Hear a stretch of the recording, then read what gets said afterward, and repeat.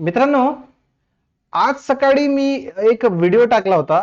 त्या व्हिडिओच्या खाली एक कमेंट आली होती की सर 200 मार्काचा पेपर होता, तर त्यात 214, 206, 203 पॉइंट समथिंग मार्क्स स्टुडंट्सला कसे, विद्यार्थ्यांना कसे. एक दुसरा प्रश्न असा होता की सर एका मुलीला 206 मार्क्स तलाठीमध्ये आणि जी वनरक्षक भरती झाली आहे त्यात त्या मुलीला 54 मार्क्स पडतात. तर या दोन्ही प्रश्नांचे उत्तर मी मित्रांनो तुम्हाला द्यायचा प्रयत्न करतो. कमेंट्स होत्या तर मी कमेंट्सच्या माध्यमातून न देता एक व्हिडिओच्या माध्यमातून विथ एक्सप्लेनेशन या गोष्टीचं. तर 200 पैकी 214, 206 मार्क्स के पॉइंट यातही एक कन्फ्युजन आहे. तर हे आपण या व्हिडिओमध्ये क्लिअर करू. तर चला सुरू करूया. मित्रांनो, जसं मी आता एक थंबनेलवर पाहिलंय तुम्ही की 200 पैकी 214 मार्क्स शक्य आहेत का? माझ्या मते हो, शक्य आहेत. आता ते पहिला पॉइंट म्हणजे सगळ्यात महत्वाचा, ते मार्क्स आहेत की पॉइंट आहेत. जर मार्क्स असते, सपोज तुम्ही सगळ्यांच्या मते, मी टेलिग्रामवर पाहतोय, युट्यूबवर कॉन्ट्रोवर्सी पाहतोय, अनगिनत म्हणजे कुठल्याही गोष्टीचा कोणताही विचार न करता बस फक्त कॉन्ट्रोवर्सी क्रिएट केली. पण ते मार्क्स आहेत की पॉइंट्स आहेत की काय आहेत? जर आपण कन्सिडर केलं मित्रांनो की ही मार्क्स आहेत, चला मानतो मी की हे मार्क्स आहेत. मित्रांनो, आपण अज्युम करू किंवा गृहीत धरू ते मार्क्स आहेत. मार्क्स जर असते तर मग या प्रश्नांचे उत्तर तुमच्याकडे जरूर असतील. तर सांगा काय प्रश्न आहे. मी काय आहे, आपली एक्झाम होती 100 मार्काची. तुम्हाला 100 क्वेश्चन्स होते, 100 प्रश्न होते, हे तुम्हाला माहित आहे. आणि गुण होते. गुण किती होते मित्रांनो? ते सगळ्यांना माहित आहे. गुण किती होते तुमचे? 200 गुण होते. आता प्रॉब्लेम काय आहे की 200 पैकी सर 206 मार्क्स कसे, है ना? हा सगळ्यांचा प्रश्न आहे. मला एक सांगा, प्रत्येक प्रश्नाला किती मार्क्स होते? प्रत्येक प्रश्नाला किती मार्क्स होते? तर उत्तर आहे की प्रत्येक प्रश्नाला 2 गुण होते. बरोबर आहे, ठीक आहे. निगेटिव्ह मार्किंग तर काही नव्हतीच, बरोबर आहे.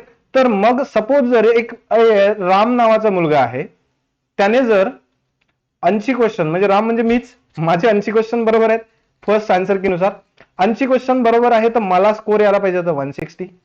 पण तो स्कोर वाढून 170.53 आणि त्यानंतरही 4 डॉट्स आहेत. त्याला लक्षात घेण्यासारखं आहे.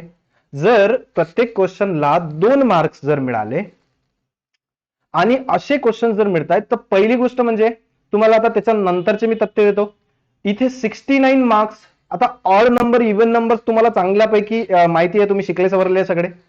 जर प्रत्येक क्वेश्चनला जर 2 मार्क जर असते, तर मार्क्स 69 कसे, 53 कसे, 71 कसे, 93 कसे?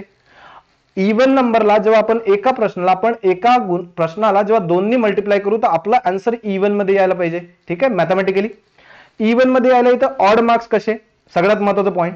आणि दुसरा प्रश्न 200च्या वर जर झालाय, तर 206 पॉईंट कसे, पॉईंट समथिंग समथिंग काहीतरी आहेत. मी तुम्हाला स्क्रीनशॉट दाखवतो. तर मित्रांनो, याचा सरळ असा अर्थ आहे, तुम्हाला सरळ अर्थ समजून घ्यायचा आहे. माझे मार्क्स पण मी दाखवतो तुम्हाला. आता मी हा पेपर स्वतः दिला होता. मी ज्या सेक्शन्स मध्ये आप्ट आहे, ज्या सेक्शनचा माझा परिपूर्ण अभ्यास आहे, त्या सेक्शन मध्ये माझे फक्त एक क्वेश्चन चुकले. ते क्वेश्चन का चुकले तेही मला माहिती आहे. की रिझनिंगचा क्वेश्चन माझा चुकीनं, एक क्वेश्चन ऑप्शन मी चुकीचा टिक केला होता, हालाकी आन्सर बरोबर होता. दुसरा इंग्लिशचा क्वेश्चन मध्ये मी एक शेवटच्या क्वेश्चन मध्ये तुक्का लावला होता. तो क्वेश्चन अगदी 24-25 पैकी 24 क्वेश्चन बरोबर आहेत. तो झाला प्रश्न. जीके मध्ये मी एक दिवसही वाचून गेलेलो नाही. फक्त बँकिंग आयबीपीएसचा जो काही पॅटर्न आहे त्यानुसार जे काही बँकिंग रिलेटेड क्वेश्चन होते, त्याच्याशी संबंधित मी जे क्वेश्चन्स केले होते, त्यांचे बरोबर 10 ते 11 क्वेश्चन बरोबर आहेत. हालाकी मी तुक्के सगळे मारले होते.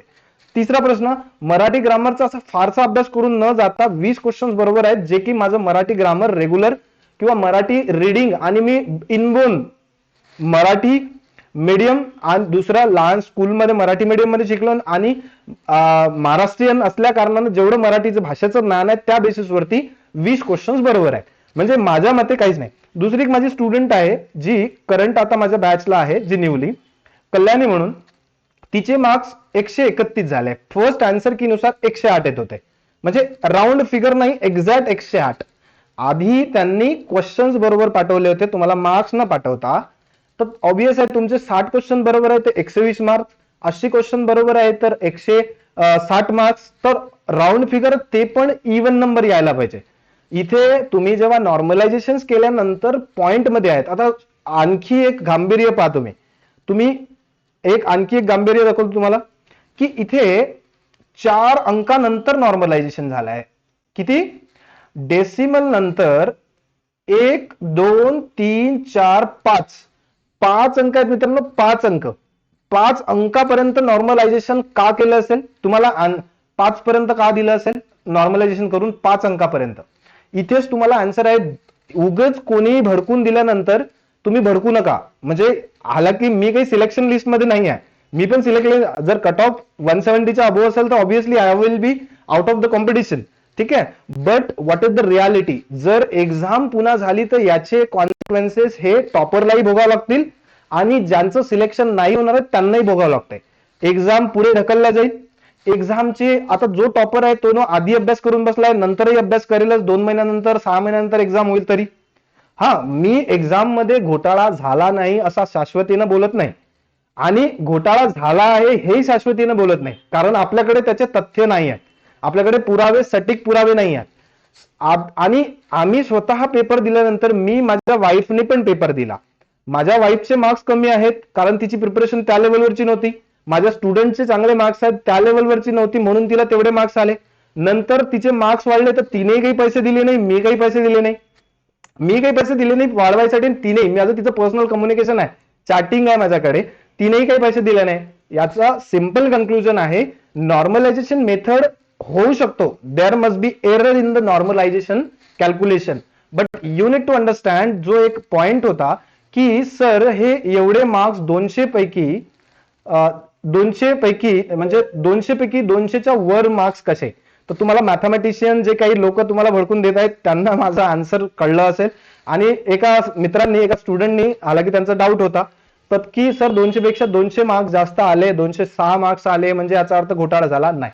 आता महत्वाचं पॉईंट मित्रांनो, हे 5 डिजिट पर्यंत का नॉर्मलायझेशन झालं? याचं उत्तर काय? जर एखाद्या विद्यार्थ्याला समजा असं केलं असतं, नॉर्मलायझेशन नसतं केलं, 2 विद्यार्थी असते, त्यांचे 80 क्वेश्चन बरोबर असते तर त्यांना 160 मार्क्स मिळाले असते. हा झाला एक राम आणि दुसरा झाला श्याम. याला पण किती मार्क्स? याला जर 180 तर तुम्ही सिलेक्शन कोणाला केलं असतं? आता सर यातही क्रायटेरिया लावला असता सर, काय प्रॉब्लेम आहे सर? याचं एज जास्त आहे, रामचं एज आहे 35 आणि याचं एज आहे 32. ठीक आहे सर, रामला सिलेक्ट करून घेतला. Is that enough?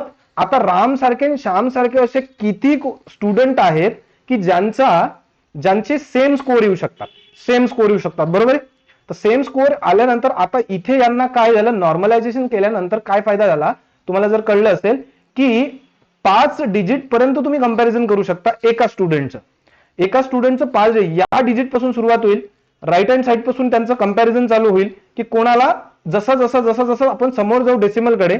सपोज आता माझा स्कोर आहे सपोज 170.53 समथिंग, मी पाहूनच घेतो एक्झॅक्ट किती आता, 53328 एवढा आहे. आणि एक दुसरा समजा आहे त्यांचा 170.54123 आहे. ठीक आहे, तर कोणाचे सिलेक्शनचे जास्त चान्सेस आहे? ऑब्वियस आहे दुसरा सिलेक्ट करतील. इथे कंपॅरिझन फेअर करायसाठी ही नॉर्मलायझेशन मेथड आहे. ज्यांना 5 डिजिट मध्ये ते आफ्टर डेसिमल 5 डिजिट पर्यंत कंपॅरिझन करताय. एवढं सटीक कॅल्क्युलेशन करून दिल्यानंतर आपण म्हणजे न शिकल्यासारखं काहीही बोलत गेलं हे योग्य नाही.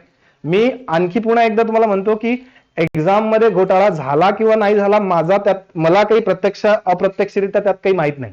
बट मी माझ्या पर्सनल एक्सपिरियन्स मधून तुम्हाला ज्या गोष्टी, जे डाऊट समोर येत आहेत त्याचं क्लॅरिफिकेशन देण्याचा प्रयत्न आणि इमानदारीने करतोय. मला युट्यूबवर फालतू भडकाऊ चीजे करून युट्यूबवर पॉप्युलर व्हायचं नाही आहे. जे रियालिटी आहे, वास्तविकता आहे, एक्झाम मध्ये जर घोटाळा झाला असेल तर आपण सगळे एका मताने आवाज उठू. एक्झाम कॅन्सल करायचं जरी होत असेल सगळ्यांचं मत तरी त्यात आपण, पण एक्झाम कॅन्सल होणे हे सिलेक्टेड स्टुडंटसाठी पण फेवर मध्ये नाही, नॉन सिलेक्ट म्हणजे जे आउट ऑफ कॉम्पिटिशन मध्ये आहे त्यांच्याही फेवरचं नाही. कारण जर एखादा स्टुडंट आउट ऑफ 1-2 मार्काने राहत असेल आणि त्याला जर दुसरा चान्स मिळत असेल तर ऑब्वियस आहे जो नॉन सिलेक्टेड आहे त्यालाही दुसरा चान्स मिळत आहे. तो जर तुमच्या 10 मार्कांनी आज जर पुढे असेल तर ऑब्वियस आहे अभ्यास करून पुढे जातो. ठीक आहे, या प्रश्नाचं उत्तर तुम्हाला मिळालं असेल. आता येऊया आपण दुसऱ्या प्रश्नाकडे. एक विद्यार्थी होता की एका स्टुडंटला एका एक्झाम मध्ये सर तलाठीमध्ये 206 मार्क्स आहेत आणि एका भरतीमध्ये 54 मार्क्स आहे. मित्रांनो, मी माझ्या एक्सपिरियन्स वरून सांगतो किंवा असे अनेक सारे उदाहरण तुम्हाला मिळतील की एका एक्झाम मध्ये तुम्ही टॉपर झाले म्हणून दुसऱ्या एक्झाम मध्ये टॉपर होऊ नये हे काही अपेक्षितही नव्हते आणि अपेक्षितही नाही.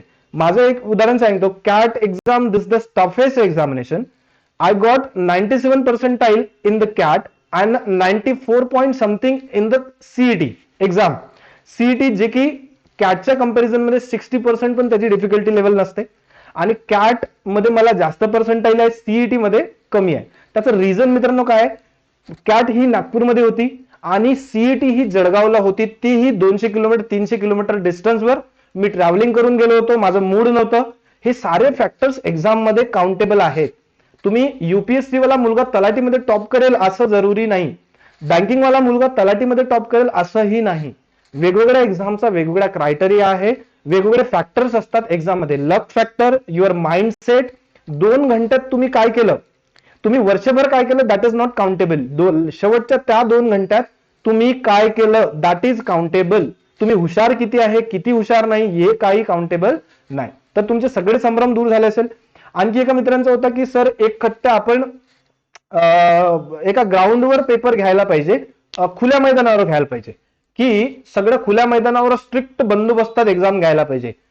बरोबर आहे, मी पण सहमत आहे. पण is it practical to do this? Practically possible आहे का की आपण खुले मैदानावर पेपर कंडक्ट करूया, सगळे पेंडॉल्स लावूया आणि किती लोक आहेत असे? खुल्या मैदानावर घेतल्यानंतर सिक्युरिटी कन्सर्न्स, तुम्हाला फॅसिलिटीज, बाकीचे जे काही इन्फ्रास्ट्रक्चर लागतं, is it available at present? Answer is clearly no. So हे जे काही आन्सर्स आहेत, जे काही क्वेश्चन्स आहेत, लाजमी आहे, डाऊट येणे शक्य आहे आणि डाऊट यायलाही पाहिजे.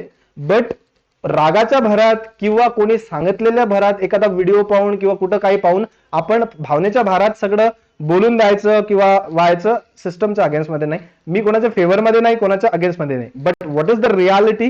दिस इज ऍक्च्युअली द रियालिटी. मित्रांनो, या घोडात न पडता तुम्ही ज्या ज्या लोकांचा आला आहे, जर असेल घोड तर ते बरोबर समोर येईलच, आज नाही उद्या येईलच. आपणही त्यात जो इंटरफेअर करूच, तो काही विषय नाही. पण जर बाकीच्या या घोडात राहण्यापेक्षा हे घोडात तुम्ही जर गुंतून राहाल, बाकीच्या एक्झाम्स येतील, त्यात जे अभ्यास करणारे लोक आहेत ते आणखी तुमच्या पुढे निघून जाते. My advice, humble advice is that focus on your current upcoming examination, focus on your study, you will gate.